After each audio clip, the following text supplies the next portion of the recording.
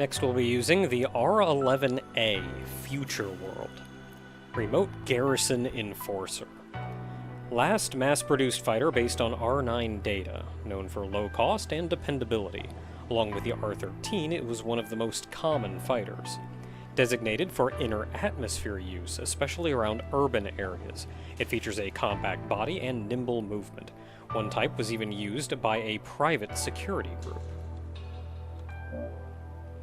Mini burst wave cannon, miniaturized wave cannon with the power and blast area of the shockwave cannon, ideal for small fighters. And the Gallop Force. This is actually a takeoff. I think it's an advanced form of the ship used in Armed Police Unit Gallop, which, when the game was originally made, it wasn't intended to be part of the R-Type universe, but it's kind of been adapted into it.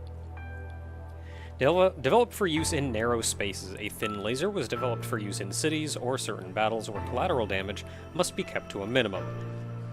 I still cannot imagine something like this flying around shooting these lasers as part of its regular police work. But who knows, maybe future humanity is similar to the same world as friggin' tank police.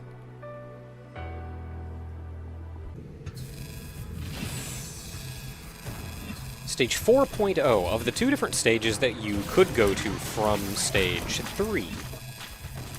At the ship that put out the different colored orbs, one of them is Stage 4.0, one of them is Stage 4.1. So this is Stage 4.0. I believe this is also the default stage that you go to if you did not pick one of the orbs and just avoided them entirely. This stage is kind of a jerk, and I don't think I have a great ship for it. There's a lot of enemy Bido ships in here with their Bido forces, which thankfully you can destroy. They're not as indestructible as your own, but it takes something like a charge shot in order to do enough damage to take them out realistically. If you can hit the ship behind, they die almost immediately, though. A lot of the reason this stage is kind of a jerk is because there are so many enemies that have a barrier on one side or another. That could be the Bido ships with the Bido force in front, where you've got to deal with that, or these enemies that flip out with a cannon shooting in the wrong direction, or this hanging bug guy that you cannot hurt from the back. Finding the appropriate ship in this game is part of the puzzle. It's not necessarily designed for, oh, you can just use any ship, they're all balanced to be the same. No, some ships are just better than others, and some ships are designed for better situations than others. Though I'm certain that doesn't mean some stages become impossible with any ship. I'm fairly confident you can beat the game with any ship. But it's part of the puzzle, almost, is figuring out how to go about playing the stage and what ship to use to do it. Getting through that whole area there was a nightmare.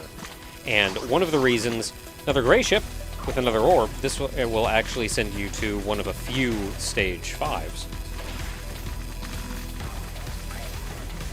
But I went with the yellow force on this one, which normally I'm not terribly fond of the yellow.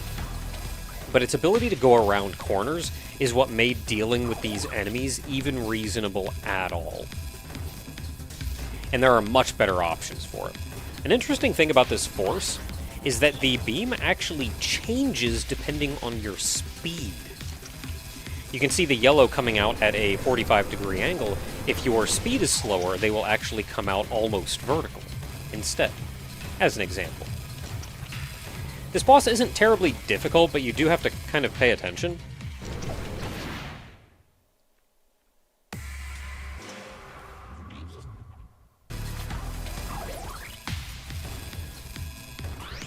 Because he spits out these little orbs from the bottom that aren't a terribly big threat, but you're going to have to pass underneath this boss a couple times, so it's something to keep in mind. You can keep shooting the boss in order to push it away from you. And it is kind of random, which when it turns around so it can actually face the other direction, and when it decides to fire what jet.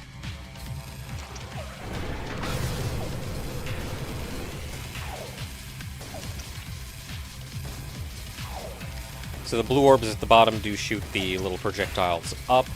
The blue things are fairly easy to take care of, though, so you might as well if they're not completely out of the way. And while you can just wait for the boss to turn around so you can hit it again, sometimes it'll just decide not to do that anymore.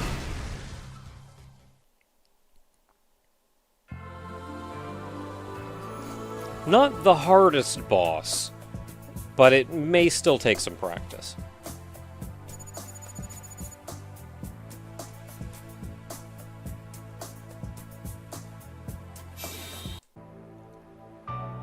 TW2, Kiwi Berry. Tank Ordnance type. The one and only vehicle with a tank gun. It was developed to test other methods of increasing firepower. However, driving on the ground is not very useful in the Bido War, and development of a land warfare R vehicle was abandoned. So Goliath, Tulu Max, the gun known as Goliath, range varies according to charge. When grounded on land, can be fired with a fairly high trajectory. And the Drill Force. Force shot pierces the target with like a drill. The spin of a drill is also recreated in some of the lasers. Well, that's all neat. We'll see how feasible this thing actually is in combat.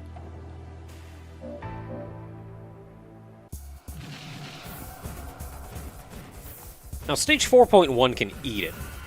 This is a piece of crap stage.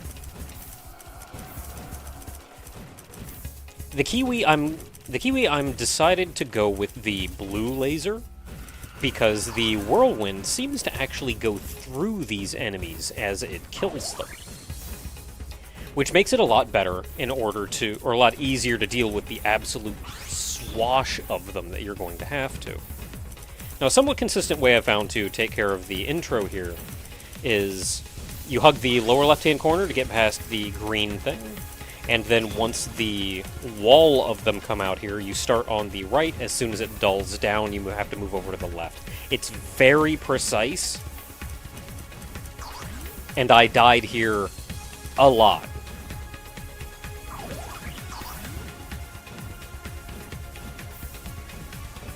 Nope, hate that.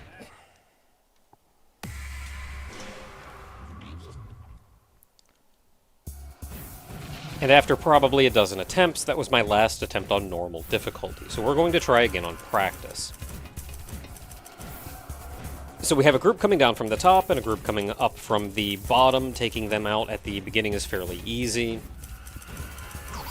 You have another group here that comes through the top and bottom. Again, fairly easy, especially with the blue laser. Here, if you hug the lower left-hand corner, you are safe at least very quickly, and there are significantly fewer of those green things coming across. Move to the lower right-hand corner to kill as many as you can. As soon as the second they kind of stop moving for a second, get to the other side, swap your force around, and hide in the lower left-hand corner.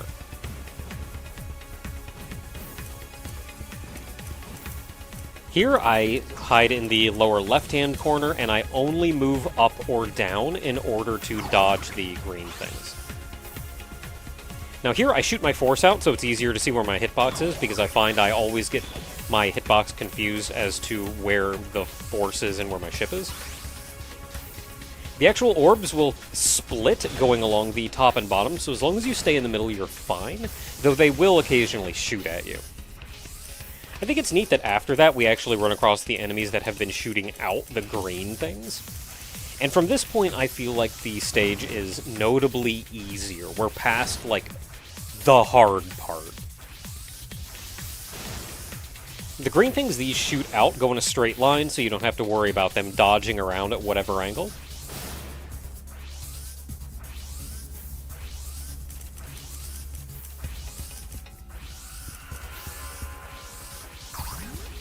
Keep in mind that, as I said, this stage can eat it.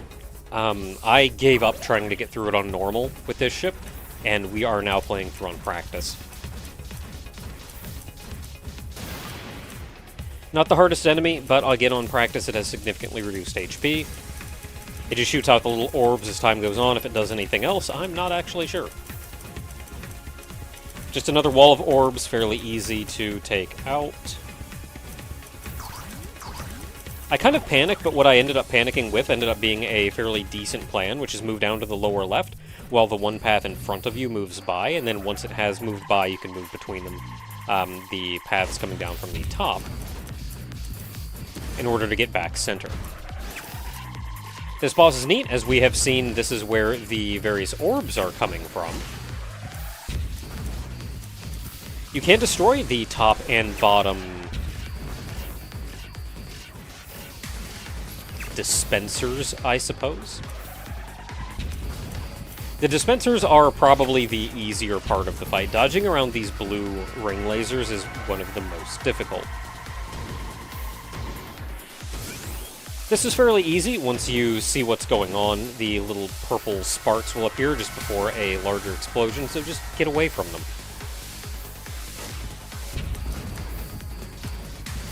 So the ring lasers that come out are actually somewhat difficult to deal with because they grow so quickly. And staying around the middle of your side of the arena gives you about the best opportunity to get around the ring lasers. If you move all the way to the left or right, or all the way to the left, you can actually very easily get cornered because the rings get bigger.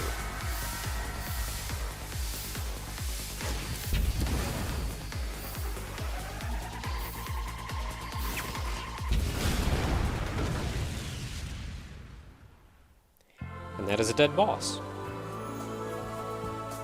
Still, even on practice, died probably a half dozen times.